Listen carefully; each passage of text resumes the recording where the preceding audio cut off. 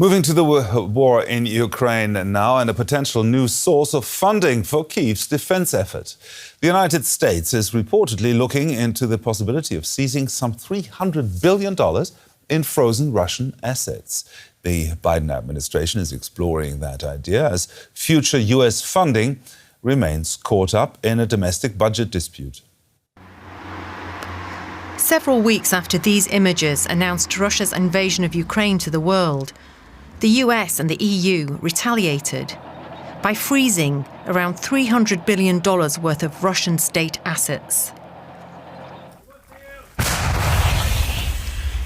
But nearly 2 years on, and with no end in sight to the war, Washington and its allies are now talking about taking the more radical step of not just freezing the Russian assets, but confiscating them. Kiev is keen for this to happen. In 2024, one of the key tasks is redirecting the frozen assets of the Russian Federation in the West towards Ukrainian recovery. The United States, the European Union and other countries have come closer to resolving this issue.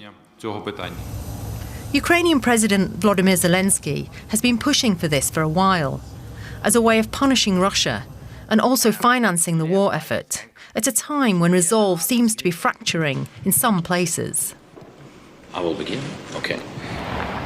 But Moscow says if the US and its allies go ahead, it will respond by seizing Western assets and has already drawn up a list. A spokesman for the Kremlin also said such a move would not just violate international law, but undermine other nations by casting doubt on the inviolability of property. In general, no such theory can be legal. It can only be pseudo-legal, and most importantly, it will be a significant blow to the foundations of the international economy. But as the war grinds on, supporters of the scheme say seizing such a large sum of Russian money could change the course of the conflict by strengthening Kiev's position, not just at any talks, but also on the battlefield. Let's bring in Anastassia Fedyk. She's an assistant professor of finance at Haas School of Business at the University of California at Berkeley. She's also a founding member of the NGO Economists for Ukraine. Welcome back to The Day. Anastassia, the Biden government is now looking into seizing frozen assets and using it to compensate Ukraine directly for damages caused. What's different and new about this plan? Yeah, so the plan itself is not new. The discussions about seizing Russian assets have been going on for months, even for the past year. As economists, we've been recommending that course of action for a while. So really what is new is starting to arrive at a consensus about how it can be done. So in a legal way that would both seize Russian assets for Ukraine's reconstruction, but without jeopardizing other countries' investments in their security and continuing to invest in the US and other G7 countries. And the way that that is being discussed now is through a new legal theory of countermeasures, where it would be very clearly specified that this seizure of Russian assets would be a countermeasure in proportionality to Russia's aggression against Ukraine that would be basically used for future reparations that Russia would owe Ukraine after its full-scale invasion, so sort of as a credit towards its future reparations. Now, most of the $300 billion of seized Russian central bank assets are in Europe. France, Germany and Belgium, where most of the money are skeptical, though, that seizing it would be legal. Is this new plan going to convince them? That is the hope, and that is part of the reason that it's taken quite a while to arrive at a mechanism that would be suitable to all of the G7 countries, so that they can act in unison in terms of seizing Russian assets, because as you point out, the bulk of those assets does sit in Europe. Other members of the G7, for example, Canada, are fully on board and have actually passed their legislation for seizing Russian assets much earlier than the other countries. So Europe is really the main one, but I think we should also not underestimate the role of the United States in here. So while the U.S. holds a small portion of the frozen Russian assets to date, a lot of the arguments against seizing Russian assets, for example, the role of the dollar as the reserve currency, which depends a lot on kind of the security investments in the West, that would impact the U.S. quite a lot.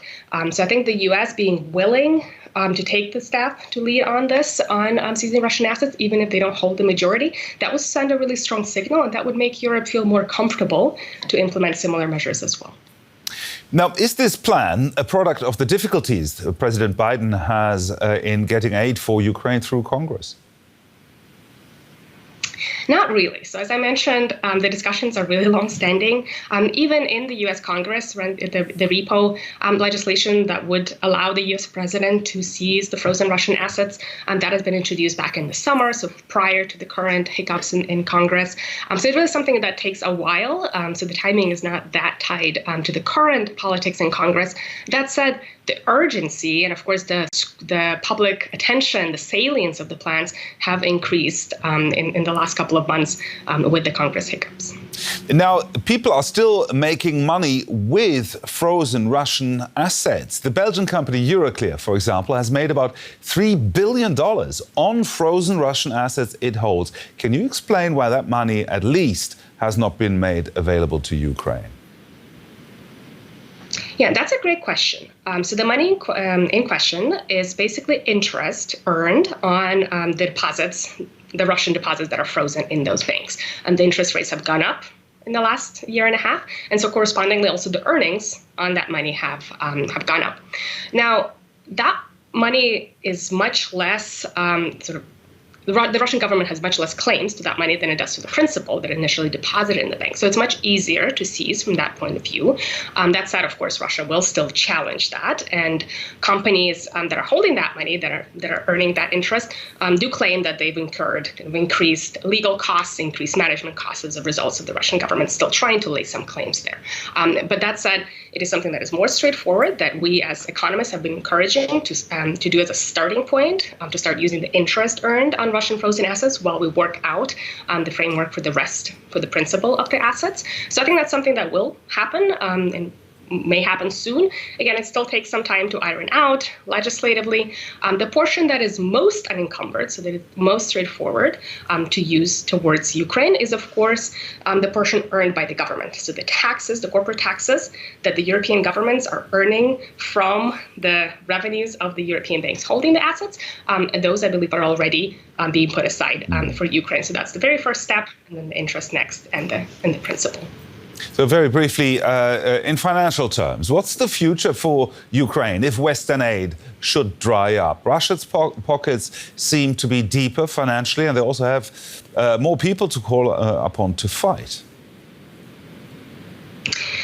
Yeah, so I would like to start by just pointing out that Ukraine is more resilient than we often give it credit for. I guess on the economic front, I would take the grain deal as a great example. There was a lot of worry about Russia pulling out of the UN-brokered grain deal. Russia was definitely using that worry on our part as an attempt to blackmail. That didn't succeed. And at the end of the day, Ukraine's unilateral Black Sea corridor is actually exporting more grain than Ukrainians were exporting under the UN-brokered deal. So I would not write things off as quite as bleak as they sometimes seem. That said, Ukraine's strength is not unlimited. Russia actually has pretty steadfast allies of its own. Iraq, North Korea, Iran and North Korea explicitly, China more implicitly. So if it were to be the case that Ukraine's allies completely abandon it, then I think really the question is going to be, what is the plan B for the West? Because what's the future of Europe if there is a stronger, more aggressive Russia with all of its allies still steadfastly supporting Russia's campaign and new resources from Ukraine right on the border of Europe? So I think it's not just Ukraine's future that's in the balance here. All right, let's get more on this from Nigel Gould-Davies. He's a senior fellow for Russia and Eurasia at the International Institute for Strategic Studies. He joins us now from London. Welcome to DW. Using frozen Russian assets to finance the Ukrainian war effort, do you think this has become more likely to happen? I think it definitely has. We've seen a distinct direction of travel in the debates over recent weeks and months. And as you noted earlier, we have this strange situation where around $300 billion of Russian central bank assets were frozen in Western jurisdictions at the beginning of the war. And yet they've been lying there, essentially doing nothing and serving no useful purpose ever since. We have a situation now where the West is providing growing military support, financing, and equipment to Ukraine, yet it hasn't been prepared to take Russian money to help support Ukraine and relieve the burden on Western taxpayers.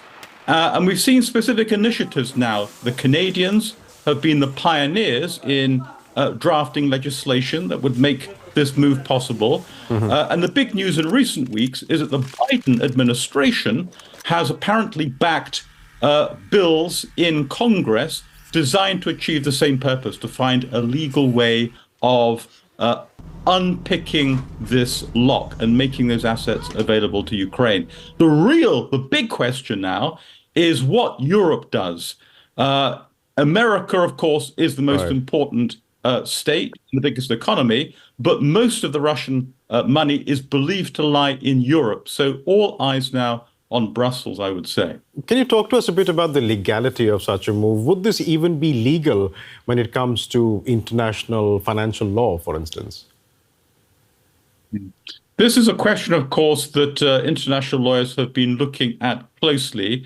And I believe, and there are some very, very powerful legal minds out there that take the view that the doctrine, the established international legal doctrine of state countermeasure, would provide a secure basis for making such a seizure legal. And this stipulates that in the event of a grave violation of international law, which clearly Russia has committed, unprovoked invasion of Ukraine, then such a response would be justified. Now, clearly, it's important to set the bar high. You wouldn't want countries using this as a precedent all the time. But if the precedent is constructed right, then I believe there is a strong and legitimate case. And it's a little ironic, to say the least, that Russia complains about that this would violate international law, where it's Russia's own violent and unprovoked attack and the security threat it's presented to Europe for its illegal invasion that has created the situation in the first place. But being that as it may, could Russia use the same financial legal precedent to retaliate in kind to these kinds of seizures? Because apparently Russia has drawn up a list of Western assets it would seize. Do you think this is merely a threat or a very likely possibility? Well, 2 points here. Firstly, Russia is not in a position to make an analogous response because other countries, Western countries, don't keep their assets in Russian banking systems. But the second point is, if we look at private assets, this is the focus of potential Russian retaliation, that Western private companies have assets and Russia can simply nationalize them. Russia has already begun to do that. In a number of cases, it is now simply seizing Western assets and in many cases giving them to people who are close to the Kremlin. This has happened to Uniper, it's happened to Carlsberg, it is happening to other companies as well. So it's not a theoretical possibility of retaliation. Russia is already preemptively seizing assets and in that way too showing its contempt for private property, I'm afraid. Seizing assets in the Western world, has anything like this been done before? It's important to make the point that these aren't private assets. There's a separate debate about whether and to what extent Western authorities should go after oligarchic yachts, oligarch-owned apartments and houses and so on. We're not talking about private property. These are the assets of the Russian state itself. Again, lawyers argue about this. There are some limited precedents. But even if there aren't, the point is international law regularly evolves. And it's important to look at the situation that we face now in the round And if there are not strong precedents, then create one. Because we've got a situation now where Russia presents an existential threat to Ukraine and by extension to Europe. How can it be that the West can provide weapons to Ukraine that kill Russian soldiers, yet cannot allow itself to seize Russian government money and use that for the same purposes? We'll leave it there for the time being, but thanks so much for joining us today. Nigel Gould-Davies of the International Institute for Strategic Studies in London. Thanks so much.